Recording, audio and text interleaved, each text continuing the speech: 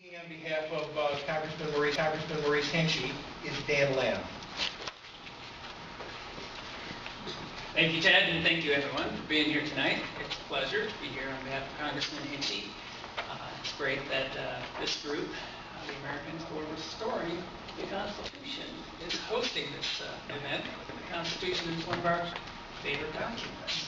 In fact, it's the reason we're here tonight. Because, as you know, it lays out every 2 years. We have the opportunity to go out and have the opportunity to have a dialogue with our constituents and talk about why we're doing what we're doing and ask for your support to keep doing it, because it's a very important part of what we do, this feedback. So we welcome these opportunities to hear from you and hear what's on your mind. I think that if you were to choose your representative in Congress, you'd probably want to choose at least 4 things, but 4 things come to my mind.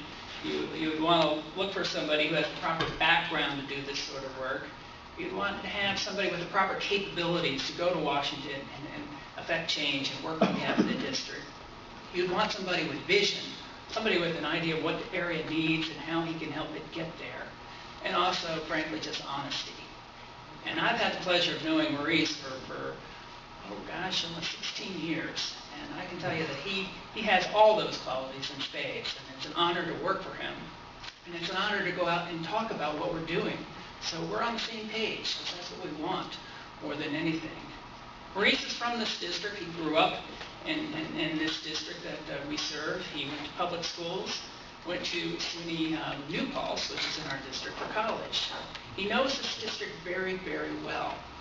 And that's something you want in a representative, somebody who really feels the needs of the district, and somebody who can take those feelings and go to Congress and work for change that we need in this country. And that can be from things like Social Security, strengthening and maintaining the strength of Social Security, to Medicare, to making sure Medicare is strong for our senior citizens.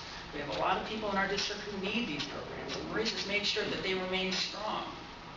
And these are the things that he really cares to work on. But some of the very important issues that he first ran on in Congress back in 1992 are still some of the big challenges we're fighting here today, with the loss of jobs and the need to create new industry. And that's something Maurice has been right here in the pocket, working on very, very hard in Broome County and across the 22nd Congressional District. We've had to deal with some huge challenges in the last 2 years. Maybe that encouraged some of you to tune in a little bit more to what's going on at the federal level, and that's great. But we had to take on one of the worst economic situations this country has ever seen in January of 2009, where the departing president, in his last month of office, oversaw an economy that lost over 700,000 jobs. We worked to reverse that situation by passing a Recovery Act that already has created between 1.3 and 3 million jobs, and helped reverse this tide of job loss and create real job opportunity across this country. It also created tax cuts for 95% of Americans, the Recovery Act. And it's about 70% through in terms of its spending priorities, and it has come in on time, on budget, with very little misused funding. It's a very important program, and it's been very, very effective. Despite what you might hear, we needed that program, and it has served its purpose very well. We had to deal with a number of other very important issues at the federal level. Financial service reform, which was at the heart of a lot of our economic problems. We passed that this summer to bring in a little more control over Wall Street, to prevent a situation like this from happening again. And of course we addressed the issue where 47 million Americans are going without health care. And we're very proud of this bill that came in. It was a tough thing to get passed, but it was the right thing to do. And it was the right thing to do because we're going to create a situation where people have access to health care who didn't have it before, and this bill is paid for by the Congressional, as it was scored by the Congressional Budget Office. So this is a bill that addressed the need, and we were able to pass it, and we're very proud of it. I could go on about the accomplishments in Congress, but I do want to talk about this vision thing in my remaining time, because it's very important to look at what this region needs and what Maurice has been able to do to help address those needs. From bringing in the interstate highway. The reason why we're going to have an interstate highway going through this region, bringing in lots of opportunities for jobs and employment, is Congressman Hinchey passing legislation to make that bill go forward and turning Route 17 into an interstate. And that'll bring in the largest federal investment in the history of this area, in the history of Broome County, that interstate is going to be the largest federal investment, and it's going to be a game changer for this region. But he's also helped create jobs, hundreds of jobs in this region, from helping companies like Interconnect Technologies create 80 jobs recently in this past year, to smaller companies like Johnson Outdoors, which makes tents for the military. We've created dozens of jobs there. We've helped Binghamton Simulator Company, an innovative simulation company, create and retain close to 50 jobs. And Rockwell Collins here in Binghamton create about 80 jobs. And I could go on about this, but what I'm trying to get to is that we have a vision for where this area needs to go, and that includes helping Binghamton University get on the cutting edge of research into solar power. And we've recently been able to really put them on the map to do the research that the federal government needs, the United States Department of Defense needs, to move us to a greener economy with real jobs that will affect this area. So we've had a strong commitment to getting Binghamton University involved in the Solar Energy Consortium. It's a very important program, and now they're a leader in this technology. And that's the vision that Maurice brings to this area. So lastly, I'll just say, one of the greatest compliments Maurice gets sometimes when we're out in the district is, Maurice, I don't always agree with you. I'm a member of the other party, in fact, but I trust you, and you got my vote. So that's the honesty thing, and we're very proud of that too. So thank you very much for allowing me to speak to you, and I look forward to the rest of the discussion. The question is for Congressman Maurice Hinchey, represented by Dan Lamb. Obamacare has already raised my premiums and deductibles. How does Mr. Hinchey consider this help?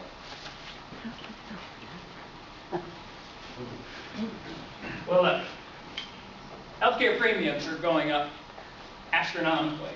You look over the last 10 years, the rate of healthcare premium increase is going up several times the rate of inflation.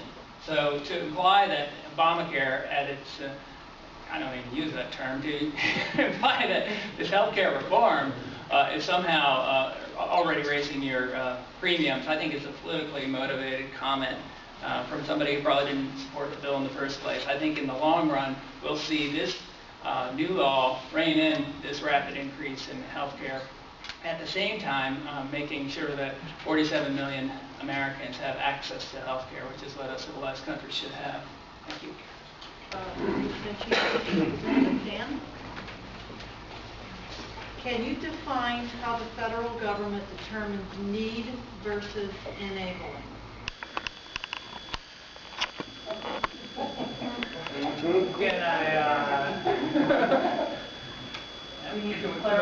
Need versus enabling.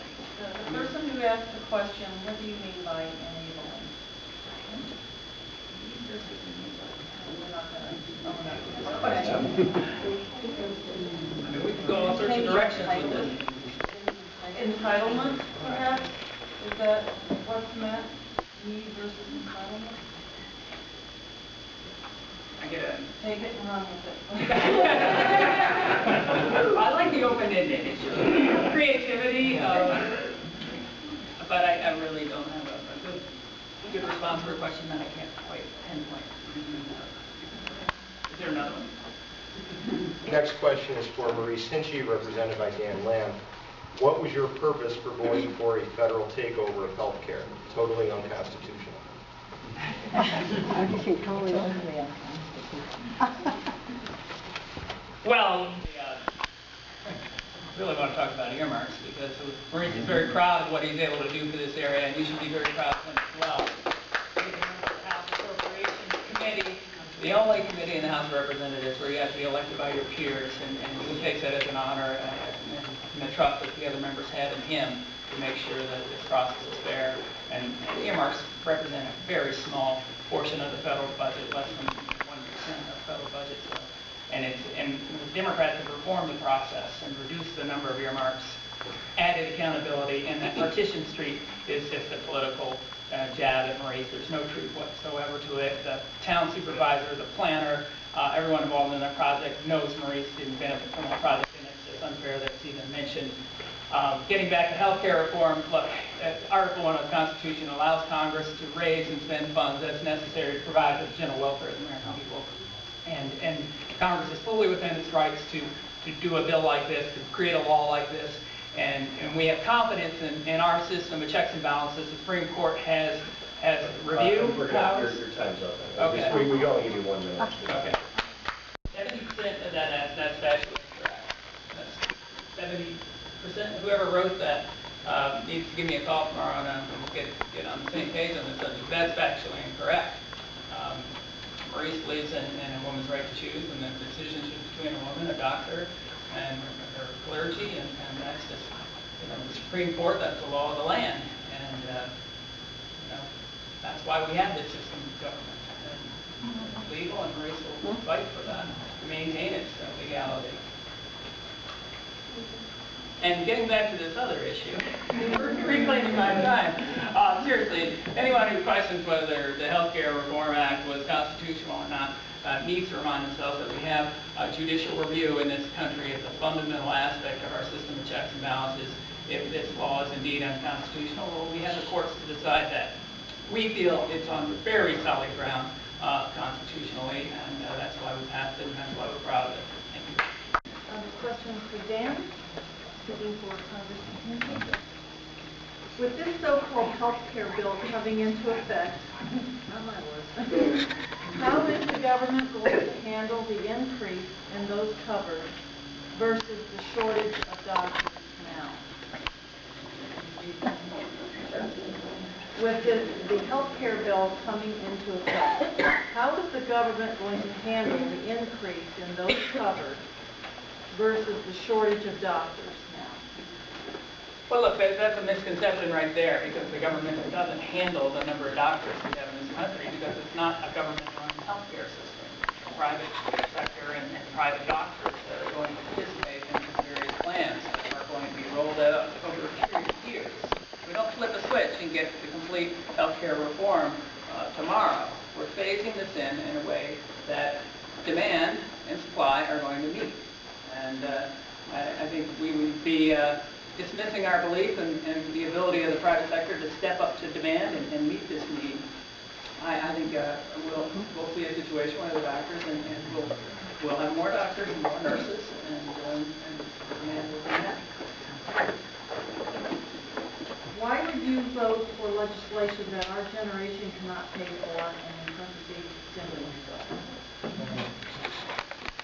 Well, look, when George Bush left office, he had doubled the federal deficit in his 8 years in office. He came in at 5.7, he left it at 10.6. And the spending spree happened on his watch. He left us with a situation that needed bold, authoritative leadership and intervention in our economy. And anyone who studied economics and knows what this country was facing at the time would agree that the economic stimulus package was exactly the right thing, the remedy for this situation. And, it's just pure politics to try and accuse the stimulus bill as anything other than absolute necessity for what this country needed at the time. So Maurice is proud of that vote. It was needed to stabilize our economy. It's going to produce long-term growth for this country. And it's something the Congress had to do, and frankly, to clean up the mess that the prior Congress and the prior president left to President Obama and the Democratic majority of Congress.